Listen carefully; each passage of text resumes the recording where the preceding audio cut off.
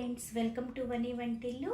ఈరోజు మనం రవ్వతో రస్బెర్రీ స్వీట్ ఎలా తయారు చేసుకోవాలో చూద్దాం. ఇది గులాబ్ జామ్ లాగానే ఎంతో టేస్టీగా ఉంటుంది.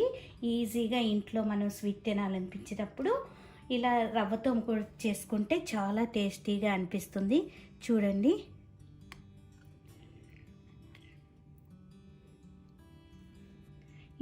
జ్యూసీగా లోపల ఎంత సాఫ్ట్గా అనిపిస్తుందంటే నోట్లో పెట్టుకుంటే కరిగిపోయేంత టేస్టీగా అనిపిస్తుంది.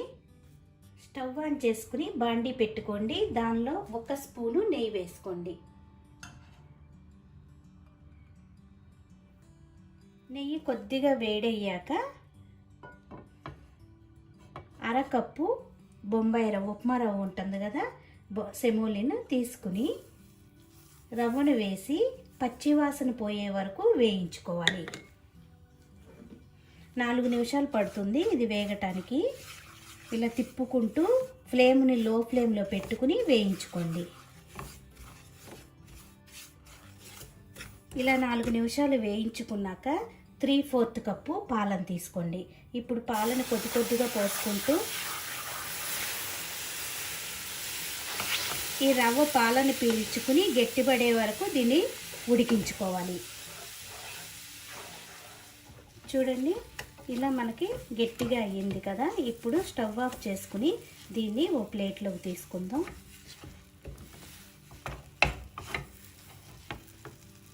ఇలా ఒక ప్లేట్లోకి తీసుకుని దీన్ని చల్లారనివ్వాలి.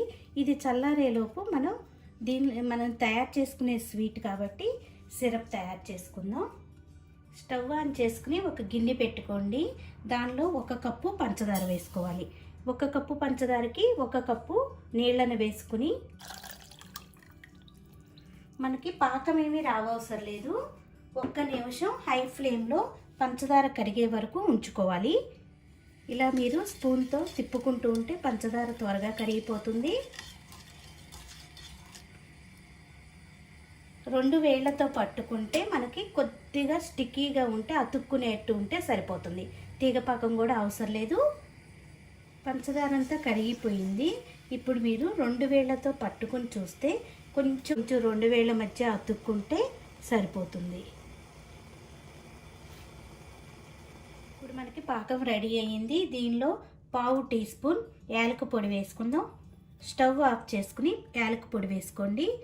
ఇప్పుడు ఈ పాకాన్ని పక్కన పెట్టుకోండి. ఇప్పుడు ఇది మనకి చల్లగా అయ్యింది. దీనిలో ఇప్పుడు 2 టేబుల్ స్పూన్లు పాల పొడి వేసుకుందాం.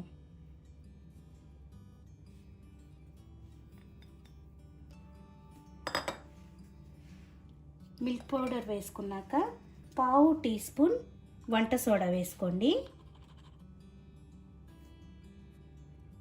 ఇప్పుడు మొత్తం మిక్స్ అయ్యేలా కలుపుకోవాలి.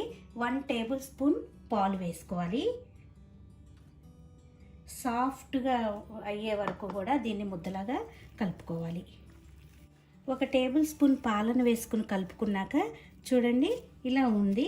ఇంకొంచెం మీకు గట్టిగా ఉంది అనిపిస్తే ఇంకొక టేబుల్ స్పూన్ పాలను వేసి ఉండలు చేసుకునేటప్పుడు క్రాక్స్ అనేది ఏమీ రాకుండా ఉండేట్టు, సాఫ్ట్గా ఉండేట్టు కలుపుకోవాలి. చూడండి, ఇలా ఉండేట్టు చూసుకోండి. ఇప్పుడు చేతికి కొద్దిగా నేతిని రాసుకుని అతుక్కోకుండా ఇప్పుడు నిమ్మకాయ సైజ్ అంతా ఉండల్లాగా తీసుకోవాలి. ఈ ఉండలు చేసుకునేటప్పుడు క్రాక్స్ అనేది ఏమీ లేకుండా ఇట్లా ఉండలు చేసుకోవాలి. ఇలా చూడండి, ఎక్కడ క్రాక్ అనేది లేకుండా ఇలా ఉండలు తయారు చేసుకున్నాక దీన్ని అరచేతిలో పెట్టుకుని 2 చేతులతో కొద్దిగా ప్రెస్ చేసుకోండి. ఇలా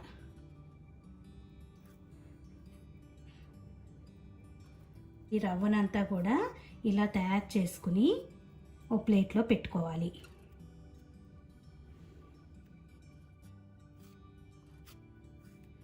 చూడండి, ఏ క్రాక్స్ లేకుండా అన్నీ కూడా ఇలా తయారు చేసుకున్నాం కదా.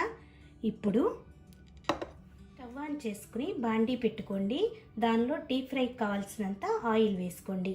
ఆయిల్ వేడయ్యాక ఫ్లేమ్ని మీడియం ఫ్లేమ్లో పెట్టుకుని ఇప్పుడు వీటిని వేయించుకోవాలి. ఒకేసారి అన్నీ వేయకుండా 4 వేసి వేయించుకోండి.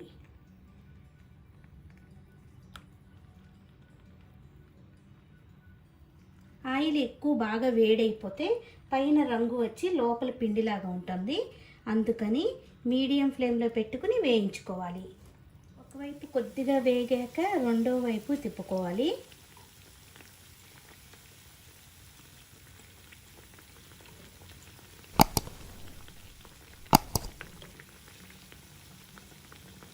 రెండు వైపులా కూడా ఎర్రగా అయ్యే వరకు వేయించుకోవాలి. చూడండి, ఎక్కడ కూడా వేగుతున్నప్పుడు క్రాక్స్ అనేది ఏమీ రాలేదు కదా. మీరు పిండి గట్టిగా ఉంది అనిపిస్తే మీరు కొంచెం పాలని ఇంకొక టేబుల్ స్పూన్ వేసుకుని పిండి ఎప్పుడు కూడా సాఫ్ట్గా ఉండేట్టు చూసుకోండి.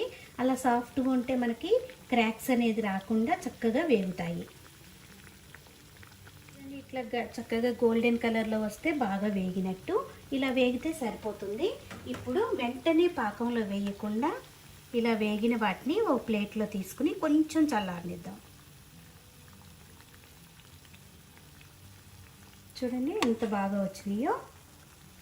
మిగతాయి కూడా ఇదే విధంగా వేయించుకుని పక్కన పెట్టుకోండి.